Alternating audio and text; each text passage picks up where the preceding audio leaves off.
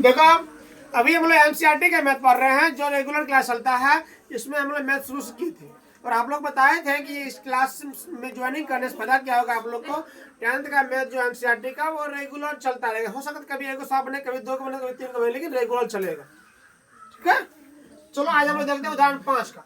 उदाहरण 5 से प्रत्येक सवाल हम लोग जो है बना चुके। और एक बात आप लोग से प्रॉमिस किए हैं कि 10th में आप लोग को घर से होमवर्क नहीं मिलेगा बनाने मैथ का बुक का सवाल। प्रत्येक सवाल को हम खुद बना देंगे, एग्जाम्पल सहित, ऐच्छिक सहित ही बनाएंगे। सिर्फ आप लोग का काम क्या है, रिवाइजिंग करना। क्या काम है? रिवाइजिंग करना। आज हम लोग उदाहरण 5 का सवाल देख रहे हैं। 5 का पेज नंबर 53 है। पेज नंबर इसलिए लिखते हैं ताकि आप लोग ढूंढने में आसान। सवाल है 5x - 8y + 1 = 0। समय का फर्स्ट हो गया। 3x - 24y 5y + 3y 5 = 0। यहाँ पर 1 कर दिए हम लोग सॉल्व करने के लिए।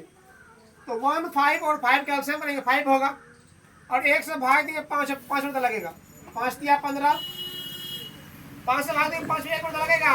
1 × 24 करेंगे 24 रुपया होगा। फिर 5 से भाग देंगे 5 में 1 होगा। 1 × 3 करेंगे 3 होगा = 0।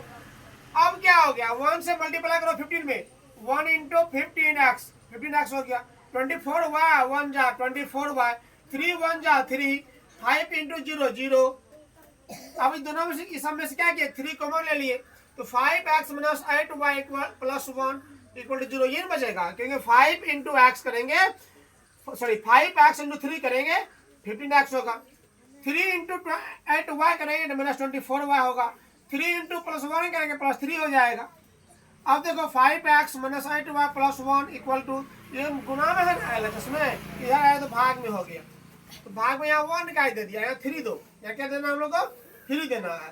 तो 5x - 8y + 1 = 3/0 = 0 हो जाएगा। समीकरण सेकंड और समीकरण फर्स्ट हो गया। देखो दोनों समान है, दो सेम है। चूंकि समीकरण 1 और 2 क्या समान है, इसलिए समीकरण 1 और 2 से निरूपित रेखा क्या होगा, संपाती होगा। क्या होगा, संपाती हो। और जो संपाती होता है ना, उसको हम लोग बोलते हैं अपरिमित से अनेक हल। अपरिमित से अनेक हल। ठीक है, ये खेला खत्म हो गया इसका। अब उदाहरण 6, बहुत अच्छा सवाल था उदाहरण 6। उदाहरण 6 में क्या कह रहा था, आप लोग बुक से मिला लीजिएगा, बट हम क्वेश्चन नहीं लिखे हैं, है ना। उदाहरण 6 कह रहा है बाबू कि एक सेल समझते हो, मोल जिसको बोलते मोल, नहीं तो मोल में सामान लेने आते हैं। एक सेल में कुछ पेंट और स्कर्ट खरीदने गई है ना, चंपा गई है। जब उसकी सहेली ने पूछा कि प्रत्येक के कितने नग खरीदे, नग समझते हो, नग समझते हो, नग मतलब एगो होता है। इस कलम क्या खरीद ली, एगो कलम खरीद ली ना, कहता है कलम कितना खरीदा, एगो खरीदे। तो कलम कितना नग खरीदा, तो 1 नग खरीदे। 1 नग मतलब एगो कलम, समझ रहे हो ना। तो उत्तर दिया कि स्कर्ट की संख्या खरीदी गई पेंटों की संख्या की दुगुनी से 2 कम है। स्कर्ट की संख्या जो है खरीदी गई पेंटों की संख्या से दुगुनी से 2 कम है।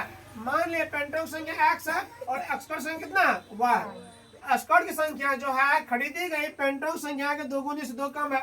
फिर कह रहा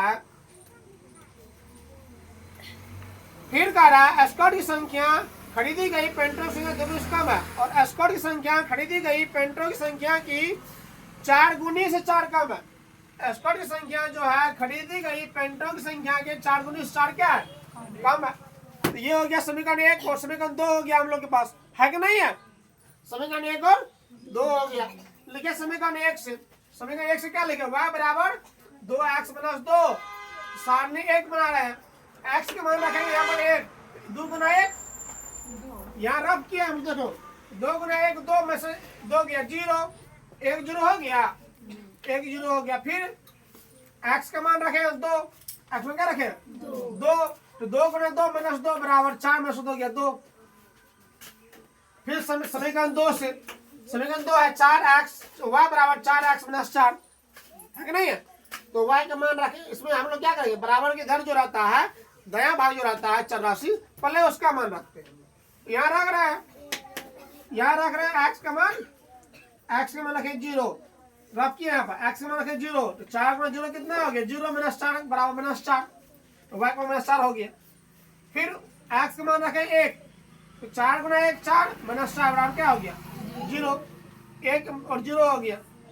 ऐसे हम लोग आलेख खींचे हैं, ये y डैश खींच दिए, x और x डैश खींच दिए, है ना। मूल बिंदु क्या होता है? 0 0 होता है। मूल बिंदु क्या होता है?